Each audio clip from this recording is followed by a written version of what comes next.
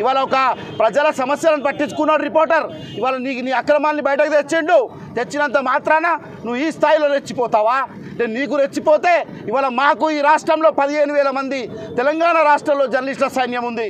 మేము ఇంకా ఇవాళ ముఖ్యులం మాత్రమే ఇక్కడికి వచ్చాము, ముఖ్యులమే ఇవాళ పటంచేరికి వచ్చాము, బాధ్యులమే ఇక్కడికి వచ్చాము. మేమే రెచ్చిపోయినప్పుడు దాని మీద చాలా మా పరిణామాలు కూడా వేరే ఉంటాయి.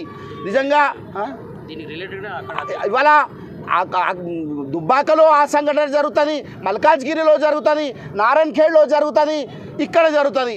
ఇంతకు ముందు ఇంకొక విషయాన్ని ఇక్కడ ప్రస్తావించాలి.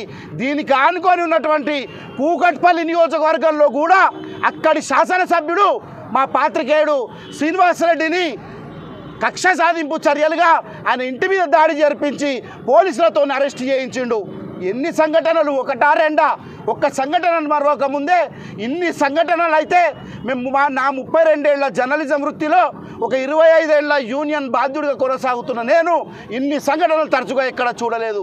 అంటే బహుశా ఇప్పుడు అధిష్టానం, పార్టీ అధిష్టానం కావచ్చు, లేక వాళ్ళ ప్రభుత్వ పెద్ద కావచ్చు, మరి వారేమన్నా ఇలా ఉసిగొల్పుతున్నారా? మరి మీరే ఉసిగొల్పకుంటే వీటిని ఖండించండి మీరు కూడా. ఎందుకంటే ఒక ప్రజాస్వామ్యాన్ని కాలరాయబడుతుంది, ప్రజాస్వామ్యం కూని చేయబడుతుంది కనుక మీరు కూడా ముక్త కంఠంతో ఖండించండి. ఎవరైతే ఇలాంటి రాజ్యాంగాన్ని అగౌరవపరుస్తున్న వ్యక్తుల మీద మీరు చర్యలు తీసుకోండి, వారిని పార్టీ నుండి సస్పెండ్ చేయండి, శాసన సభ్యత్వాన్ని రద్దు చేయాలని చెప్పి కూడా మేము డిమాండ్ చేస్తున్నాం. ఇవాళ పోలీసులు ఏదో మా పిటిషన్ మీద ఒక కేసు నమోదు చేసిర్రు. మరి ఇవాళ ఒక కేసు నమోదైతే అట్రాసిటీ, సామాన్య పౌరులైతే ఎన్ని గంటల్లో మీరు అరెస్ట్ చేస్తారు?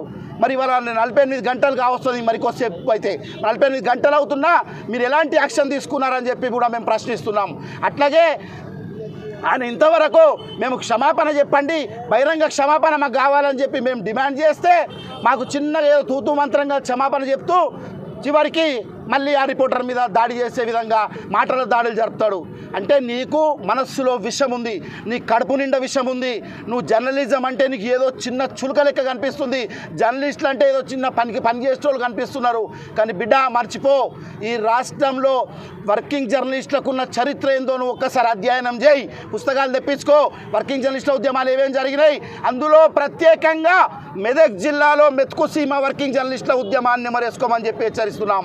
మెదక్ జిల్లాలో జర్నలిస్టులు మంచోళ్లను మట్టి కర్పించినటువంటి చరిత్ర ఉంది. AK-47 తుపాకులు వెంటాడినా వాటిని ఎదురించి పోరాడినటువంటి చరిత్ర మెతుకుసీమ జర్నలిస్టులకు ఉంది. నీలాంటి వాళ్ళు కాదు, మంచోళ్ళకు బుద్ధి చెప్పినాం. ముఖ్యమంత్రి చంద్రబాబు నాయుడికే తగిన గుణపాఠం చెప్పిన చరిత్ర ఈ మెదక్ జిల్లాకు, సమైక్య రాష్ట్రంలో ఆంధ్రప్రదేశ్ వర్కింగ్ జర్నలిస్టులకు ఉంది. నువ్వు ఎంతటోనివి, నీ దగ్గర డబ్బులు ఉండొచ్చు, డబ్బుల అహంకారం ఉండొచ్చు, కానీ మా ముందు చెల్లవు.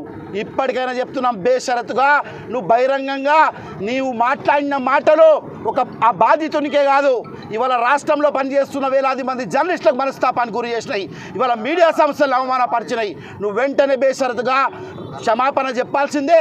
బహిరంగ క్షమాపణ చెప్పకుంటే తదుపరి కార్యాచరణ ఏందో కూడా మేము ప్రకటించబోతున్నామని చెప్పి ఈ సందర్భంగా నేను మైపాల్ రెడ్డికి హెచ్చరిస్తున్నాను.